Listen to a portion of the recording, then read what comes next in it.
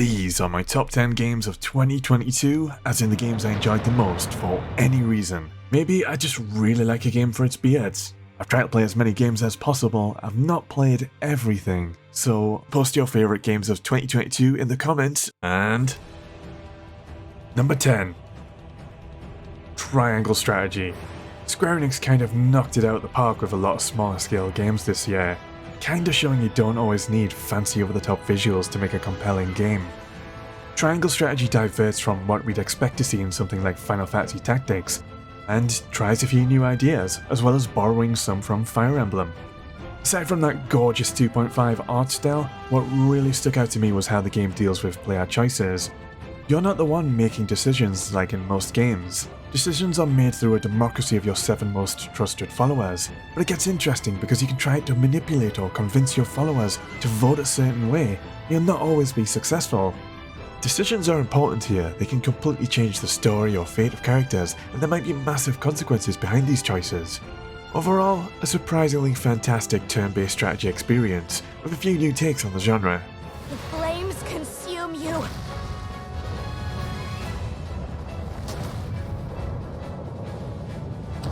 Oh no! Oh yeah, quick shill. I'm trying to grow the channel. If you want to help, slap that like and subscribe button like you're Will Smith at the Oscars. Number 9. Horizon Forbidden West. It's undeniable Horizon's environments can be visually spectacular, even more so when you get to experience the world from a completely new perspective in the skies. Getting to fly for the first time was pretty jaw-dropping. While when it comes to combat, just like in the previous entry, there's something really satisfying about breaking parts off enemies and using their own weapons against them. It's even more awesome getting to override and tame huge robotic monsters later in the game. I imagine Horizon 2 will be a lot closer to Game of the Year for others, but to be honest, I initially gave up on this game. Whoa. Hold back on the pitchforks. The storytelling and characters didn't grab me early on, and while there were some good side quests, I'm a little burnt out of generic open world activities. But I did come back to this months later, and I'm glad I did. I got it finished and I enjoyed it a lot more. Number 8. Kirby and the Forgotten Land. Well, I will not be forgetting this one. This was one of the biggest surprises this year. After Star Allies, I went into this one with low expectations. But very quickly you'll come to realise Kirby successfully makes the transition into 3D. One of the new mechanics is Mouthful Mode, where Kirby can horrifyingly wrap his insides around vehicles or useful items to solve puzzles, which at first seemed a bit gimmicky, which it can be, but there were some genuinely fun mouthful moments. This is my favourite 3D platformer of 2022. Well, it might be the only 3D platformer, but I was hooked. I had to continue playing after finishing the story and get the true ending, which was a rollercoaster of emotions that blew my socks off. There's some pretty unforgettable boss fights, especially towards the final segments of the game. In my opinion, this might be the most underrated game of the year. Number 7. Xenoblade Chronicles 3. I've been working my way through the Xenoblade series, and I'm glad I did, just to enjoy the references and ties to the other games here. Found 3's story, themes, and characters a big step up in terms of maturity compared to its predecessor. Yunie's my favourite character. I love her foul mouth. I mean, feathers are a bitch to dry. Not to mention, good soundtrack. I love finding rare monsters just to hear the battle music. There's a moment when it sounds like the music kicks in, then the game decides, wait, that isn't epic enough, so the music starts over and dials it to 11. It gives me goosebumps every time I hear it. It's just a good JRPG. I quite enjoyed the optional hero quests. They're a big step up from your regular side quests with some sweet little stories, and they're very rewarding, because these hero quests add new party members to your ranks and new classes to play with. I made sure to do all the hero quests. While I spent around 60 to 70 mammoth hours on the main story alone, the game does have some pacing issues, and I'll admit I wasn't fully satisfied with the ending. I need more. Number 6. Monster Hunter Rise and Sunbreak for PC. I wasn't sure whether to include Monster Hunter Rise. While it was released last year on the Switch, I was purposely waiting for the PC version this year, and it was worth the wait. While it was designed with the technical limitations of the Switch in mind, and not as visually impressive as World, Rise brings in new gameplay elements like doggo mounts, new abilities, and my new favourite addition, the wire bug, which lets me zip around and get creative. That added mobility and versatility really enhanced the combat, especially for my sluggish greatsword. The gameplay loop is satisfying. Hunt monsters, craft armor and weapons with monster materials, then hunt bigger monsters. Although it can get a bit grindy grinding those hunter ranks later on, but that is what you can come to expect with Monster Hunter. Number 5. Live Alive. Hold up, I know what you're thinking. This is a remake of a 1994 Super Nintendo game, not a 2022 game. I'm including Live Alive because the original never came out in English until this year. I was shocked at how much I enjoyed this one. I don't know what Squaresoft was smoking to not bring us an English version until now. Game music is important, and Live Alive has a brilliant soundtrack. The 2.5D pixel art style is fantastic, and the addition of voice acting only improves the experience. So this is 8 small stories in 8 different time periods with 8 different protagonists, from the caveman era all the way to the future with my favourite story set in space. Some pretty weird stuff happens on board a spaceship, but I don't want to spoil any of the details. Each of these 8 stories is quite unique with different gameplay mechanics. There's the Wild West era that comes to mind, which is all about looting and setting up traps to fight off bandits that will siege a town at sunrise. While in the modern era you can take part in a fighting tournament, there's a unique interface to it like you're playing a fighting game. You can try to learn the opponent's special attacks, then use them to exploit the weaknesses of other fighters as you work your way up the ranks. I enjoyed every single story. Live Alive represents a completely different time period of gaming, where Squaresoft used to be the masters of storytelling and writing. In the Caveman era, cavemen hadn't developed any speech yet. That doesn't stop Squaresoft from crafting a great story. Squaresoft were the masters of their art, and if you enjoy their other JRPGs from this era like Final Fantasy VI or Chrono Trigger, you must try Live Alive. Number 4. Bayonetta 3. Bayonetta already had some of the slickest combat out there, which is what I've come to expect from anything developed by Platinum Games. How could Bayonetta 3 possibly push the series further? How about letting the player summon giant Godzilla-like demons in the middle of combat? You're given the agency to take control of them directly, or you can utilize them in the middle of combos to extend them. Pretty freaking sweet. There's a newcomer, Viola. She's punk rock and I suck at playing her. She's a lot more parry focused and it's a bit more difficult to get her timing right. But I really like that she's not some Mary Sue. She's constantly goofing up and developing throughout the story. Can't help but cheer for this underdog. I feel like Bayonetta 3 was a bit more cinematic than the previous games. There's still plenty of epic moments. I feel like this game was a little bit overshadowed by other big games this year. Also, while gameplay is supreme, with number 3 we also delve into multiverse storytelling, which I'm never a huge fan of, but I still enjoyed the story for the most part. I enjoyed the ride while it lasted.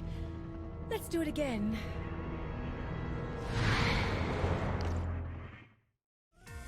Number 3.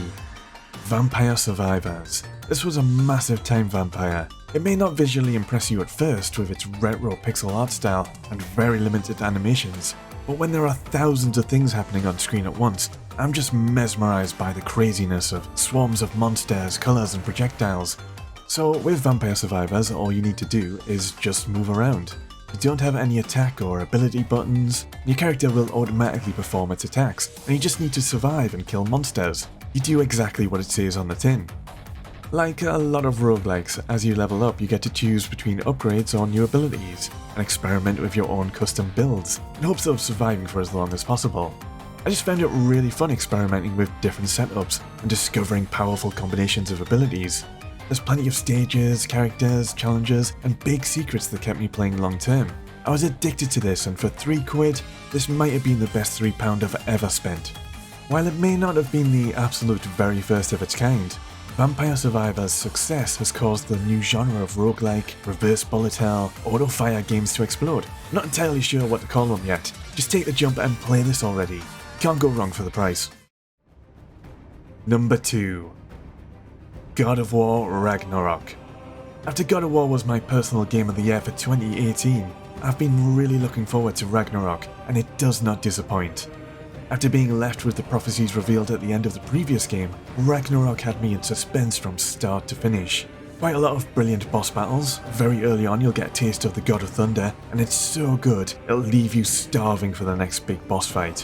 While more on the cinematic side, story writing and dialogue are fantastic too. The two dwarf companions have been growing on me more and more, and I love the banter with them.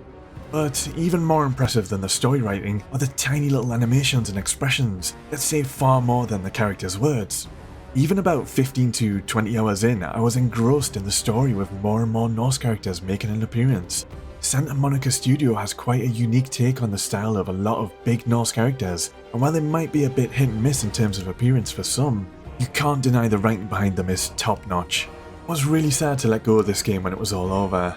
While not my number one, this is still a game of the year in its own right.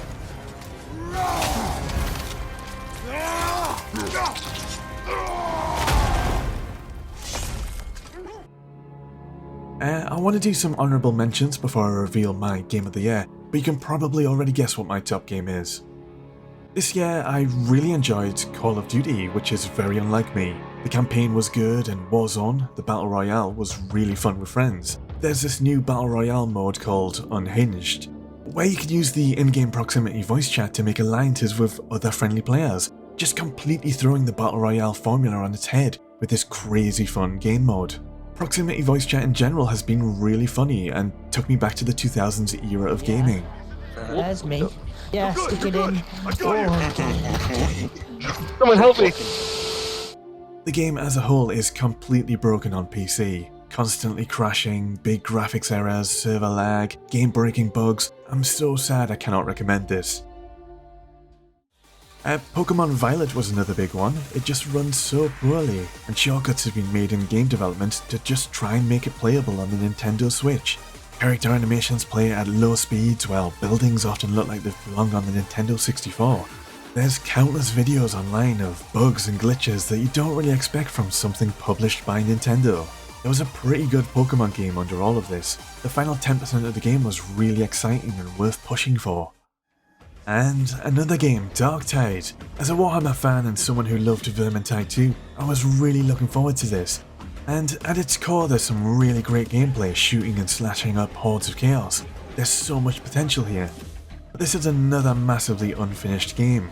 Really poor optimization, constant crashing. It's pretty appalling that major critical components like crafting just display as coming soon in the game, while the ability to play just with friends through private games or single player are features promised to be patched in soon.